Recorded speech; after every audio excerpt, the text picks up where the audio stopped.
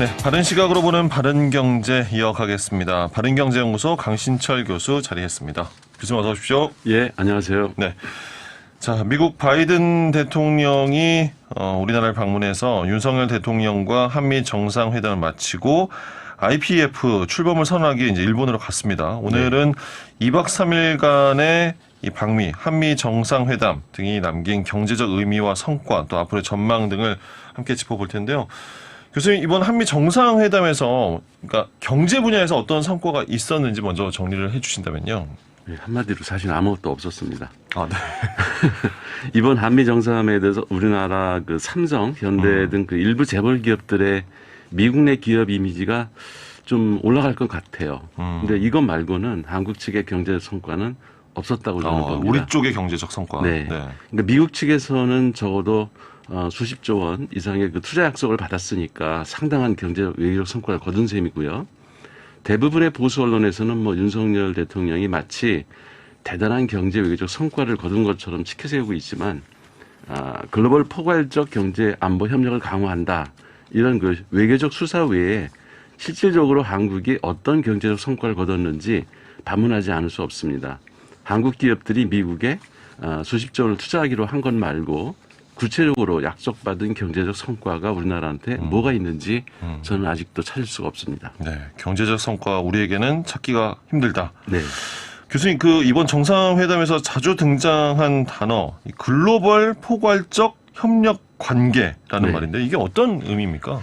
예, 이게 이제 먼저 바이든 대통령이 글로벌이라는 말을 쓴 게 중국과 러시아와 그 패권적 경쟁을 하고 있는 미국 입장에서 이미 세계 9위권에 들어있는 우리 경제 대국이죠, 우리나라가. 한국의 그 국제 무대에서 위상을 고려해서 쓴 말이 아닌가. 이렇게 좀 대등하게 보는 거죠. 그러니까 한마디로 미국과 한국의 외교적 관계에 관한 일방적이거나 수혜적 관계가 아닌 경제적 분야에서는 대등한 관계에서 협력하는 동반자로 인정한다. 이런 의미가 내포되어 있다고 생각을 하고요. 예. 그다음에 그 포괄적 협력 관계라는 말은 이전과 같이 그 단순히 국방이나 경제적 협력뿐만 아니라 기술, 의료, 외환 등 그 다양한 분야에서 상호 협력을 도모하겠다. 이런 의미를 담고 있는 것 같습니다. 그만큼 한국이 다양한 분야에서 경쟁력을 갖추고 있다는 것을 미국이 인정했다. 이렇게 저는 해석을 하고 있습니다. 네. 이번 바이든 미 대통령이 일본을 방문하는 주 목적이 이제 IPEF의 출범을 공식 선언하기 위한 것이고 여기에 이제 한국을 참여시키기 위해서 그러니까 우리나라를 먼저 방문했다. 이렇게 해석을 할 수 있는 걸까요? 예. 그러니까 트럼프 대통령 때부터 미국과 중국이 서로 패권 경쟁을 벌이고 있다는 것은 세상이 다 알고 있는 사실이고요. 지금 한창 벌어지고 있는 러시아 우크라이나 전쟁도 중국과 러시아를 한 축으로 하고 미국을 중심으로 한 서방 세계가 다른 한 축을 형성해서 패권 다툼을 벌이고 있는 형국이죠. 여기에 세계 여러 지역들을 분할을 해서 강대국들이 주도해서 안보 동맹과 그 경제 블록을 만들고 여기에 영향력 있는 국가들을 이제 가입시키려고 서로 혈안이 되어 있는 상황입니다. 편가르기, 줄서기 하고 있는 거죠. 그렇죠. 네. 그 IPEF는 인도 태평양 경제 프레임워크의 약자인데 중국이 세계 최대 자유무역 협정인 그 영내 포괄적 경제 동반자 협정, 소위 이제 RCEP이라고 그러죠. 네. 이걸 주도하고 있고 인도 태평양의 경제 영토 확장에 나서면서 영향력을 키우고 있는 데 대해서 미국이 이제 불안감을 느낀 거죠. 그래서 여기에 이제 맞불 성격으로 내놓은 새로운 경제 협력체이고요.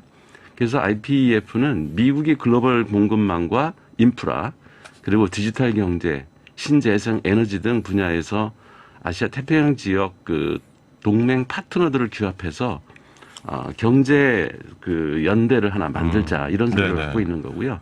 그래서 미국은 인도 태평양 지역으로 안보 군사뿐만 아니라 경제 분야에서도 중국을 전방위로 압박하겠다 이런 뜻을 이제 공식화한 겁니다.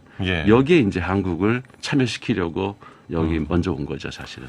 이 IPEF 미국이 이제 주도하는 어떤 나라들이 가입을 했습니까? 예, 한국을 비롯해서 미국, 일본, 호주, 인도 등 그 소위 쿼드라고 그러죠, 지금. 여기에 이제 한국이 가입 신청을 했는데 미국이 거절했고요.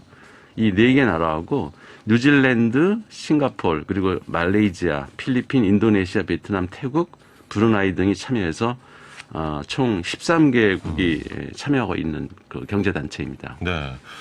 그러니까 중국과 러시아, 뭔가 이 전체주의 국가들과 미국이 이제 좀 주도하는 뭐랄까요, 뭐 자유민주주의 진영 이렇게 좀 진영이 이제 나뉘는 네. 느낌인데 중국 입장에서 한국이 정말로 이제 IPEF에 가입을 한다는 것 달갑지 않겠죠. 그렇죠. 네. 게다가 윤 대통령은 그 미국 주도의 인터넷 미래를 위한 선언에 또 동참하겠다고 밝혔거든요. 네. 그래서 인터넷 미래를 위한 선언이라는 게 미국 주도로 이제 중국과 러시아의 인터넷 검열 등에 대응하기 위해서 지난달 60여 개국이 동참한 선언문인데요.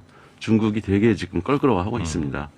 그러니까 중국은 아직 이번 단미 정상회담에 대해서 공식적 입장을 이제 내놓고 있지는 않지만은 그 왕이 그 외교부장이 한 말을 보면은 미국이 인도 태평양 전략에 대해서 자유와 개방의 기치를 내걸고 있지만 패거리를 지어서 소그룹을 만드는 데 열중하고 있다. 이렇게 비판을 하고요. 네. 이런 IPEF를 출범시키는 목적은 중국을 포위하려는 시도이고 아태 지역 국가를 미국 패권의 앞잡이로 삼으려는 것이다. 이렇게 지적을 했습니다. 그러니까 매우 불편한 심기를 드러내고 있는 것이죠. 한국이 이제 IPEF에 가입하는 것이 앞으로 대중무역에 어떤 영향을 미칠지는 유심히 좀 지켜봐야 할 부분입니다. 그렇습니다. 그 부분일 테고 한미 정상회담에서 또 어떤 좀 경제적인 의제들이 다루어졌나요? 한미 정상은 차세대 먹거리로 꼽히는 소형 모듈 원자로, 소위 이제 SMR이라죠. 이걸 개발하고 수출하는 데 협력하기로 했고요. 네. 또 윤 대통령의 그 원전 최강국 구상 중 한 축인 그 한미 원전 동맹을 공식화한 거죠.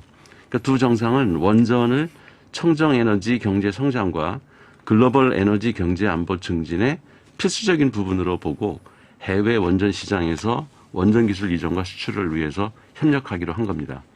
그러니까 문재인 정부에서 추진했던 탈원전 정책을 폐기하기 위한 본격적인 행보가 시작됐다고 봐야 될 거고요. 원전 기술이나 산업은 미국의 이해와 딱 맞아 떨어지기 때문에 윤석열 정부 임기 동안은 상당한 진전이 있을 것으로 예상이 됩니다. 그런데 이렇게 탈원전 정책을 서둘러 폐기하고 원전 기술에 투자하는 것이 과연 국민의 안전을 위해서 바람직한 것인지는 의문입니다. 네.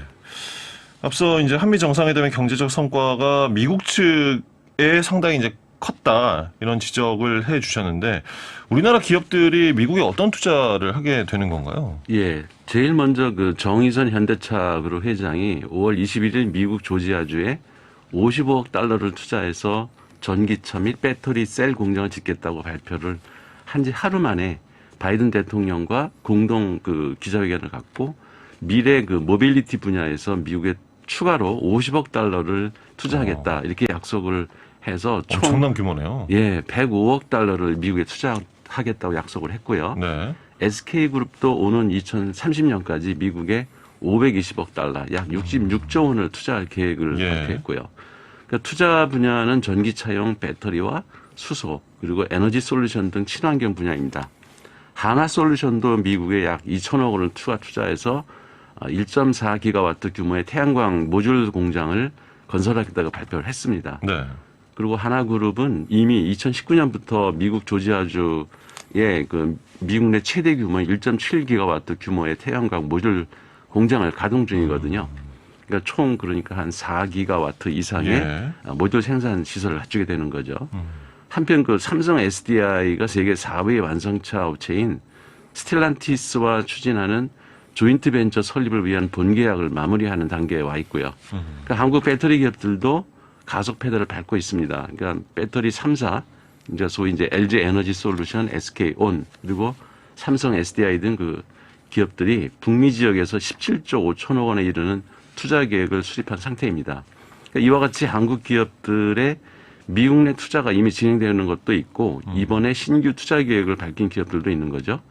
올해 연말에 이제 대통령 중간 평가가 예상되어 있는 미국의 그 바이든 대통령 지지율이 지금 상당히 낮은 편이거든요.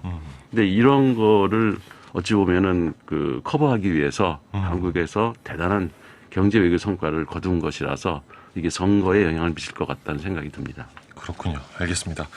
자, 오늘 바른경제 시간에는 한미 정상회담의 경제 성과에 대해서 진단해 봤습니다. 바른경제연구소 강신철 교수였습니다. 교수님 고맙습니다. 예, 고맙습니다.